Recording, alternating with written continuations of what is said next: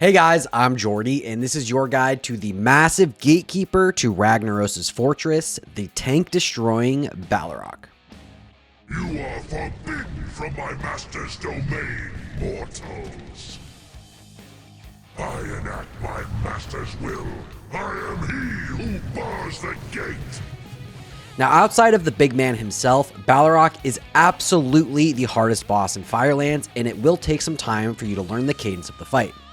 But this guide will be incredibly helpful in teaching the soakers and healers how to do the mechanics and should allow you to skip a lot of wipes. Alright, Baleroc is a one-phase fight featuring shards that put up a debuff that must be soaked and some tank-destroying mechanics that need to be managed. For this fight, I recommend you flex up to 6 healers for prog.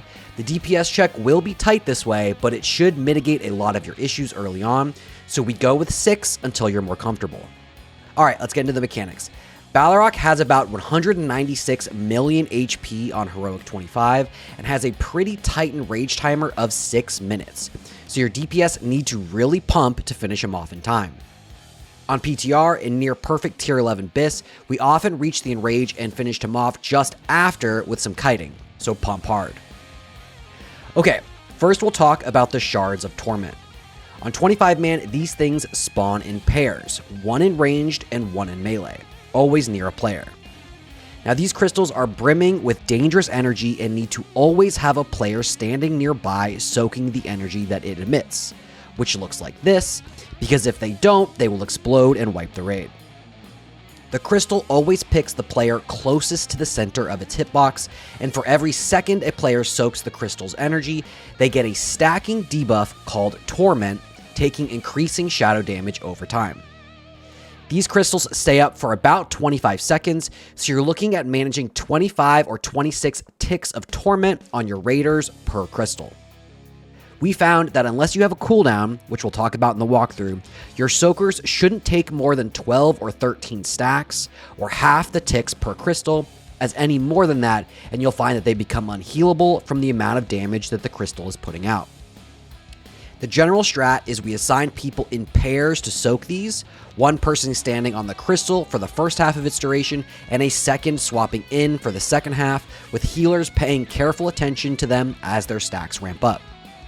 Now, complicating this, and there are a few complications here, is that once a player has soaked the Torment debuffs and a new player takes over, that first player will get a new debuff called Tormented, increasing their magic damage taken by 500% and reducing their healing done by 50% for 1 minute. This means that outside of a couple specific instances, once the soaker moves off the crystal and is relieved by the new player, they want to avoid soaking again until their debuff falls off. Because of this, we have a rotation of 3 pairs of players to soak, 6 in all, that is in charge of handling these things. Additionally, if you have the Tormented debuff, if you walk near any other players, you will give them a fresh Tormented debuff. It spreads, so it's critical that you move out of the group and away from anyone else until your debuff falls off. And once it does, you move back into the raid with everybody else. If the raid gets hit with a Tormented, it's almost assuredly a wipe, so pay attention to your debuffs and move out once you got it. Alright, so that's the Shards of Torment.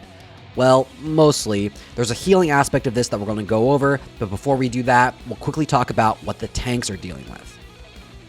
When Baleroc hits his current target, he'll put up stacks of a debuff on the tank called Blaze of Glory, increasing the tank's HP by 20%, but also increasing physical damage taken by 20%. You'll find your tank's HP really grows on this fight, oftentimes to over 1 million HP or more. Additionally, whenever Baleroc applies a stack of Blaze of Glory on the tank, he himself gets a stack of Incendiary Soul, increasing his fire damage done by 20%. So tank HP goes up, Baleroc's damage goes up, healers are crying because their HPS won't keep up, but we're going to solve that in a second. In addition to Blaze of Glory, Baleroc has 2 tank busting mechanics, which he'll pick from every 45 seconds, seemingly at random. There's some discussion that he's supposed to go back and forth between these two, but we found it was kind of random on the PTR. Either way, the first is aptly named Inferno Blade. Baleroc's weapons light up with flame, and he starts trucking the tank with fire damage for 15 seconds. This thing hurts hard and requires your tank to use some defensive cooldowns to survive. It's critical that the tank plans their cooldowns for this, as without one, they're likely to die. The second buster mechanic is Decimation Blade.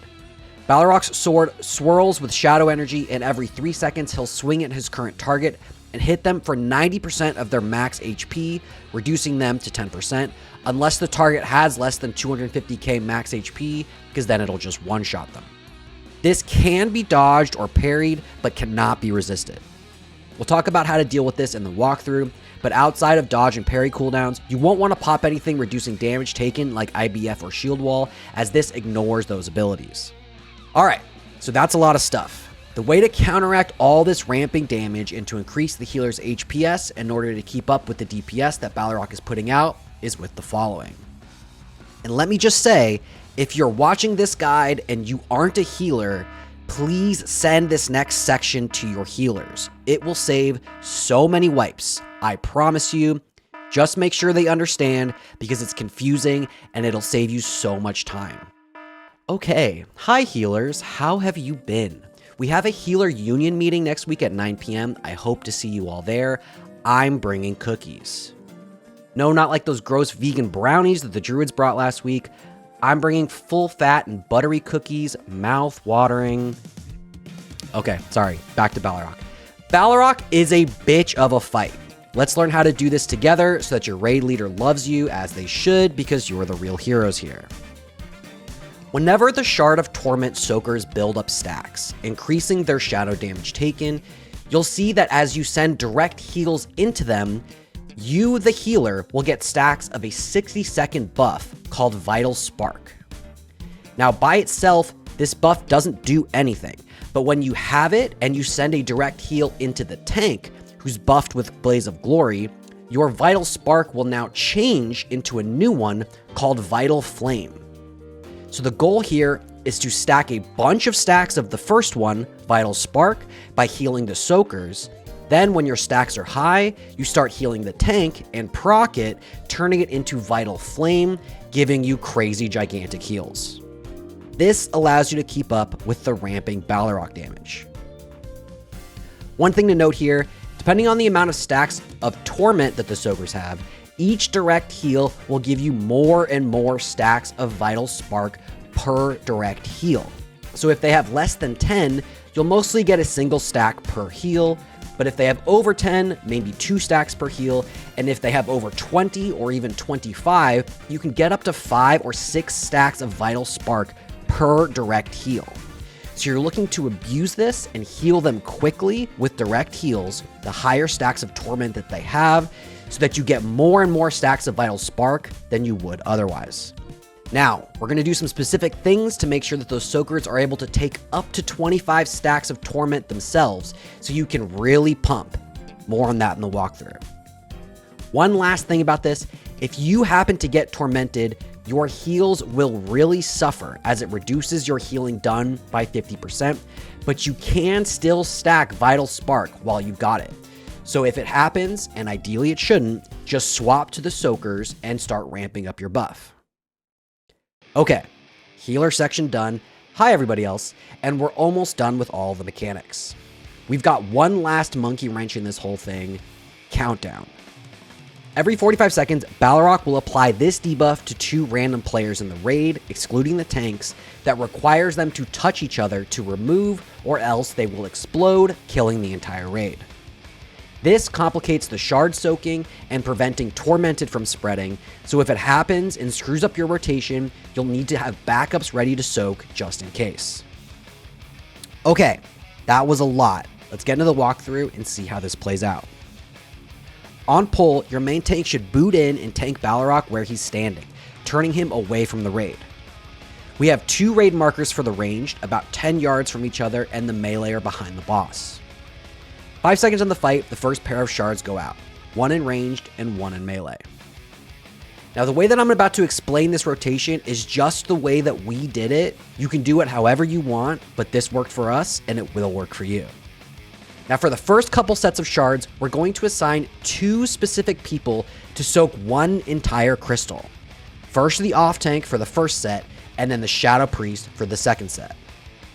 What this does is allows the healers to abuse the high stacks of torment that they can get, stacking their vital spark super high very quickly. And if done correctly, you shouldn't really have to worry about stacking for the rest of the fight outside of a few edge cases. Now for this first pair, we have the off-tank soak an entire one, in our case a blood DK, and when they get to about 15 stacks, they'll pop their IBF or shield wall and tank the rest of the damage. Notice here, I'm pumping tons of quick flash heals into him, and my vital spark is ramping super quickly. Now while he's doing that, we have 2 ranged assigned to soak the ranged one. Hunter 1 gets to 13 stacks, then moves out as Hunter 2 moves in and soaks the rest.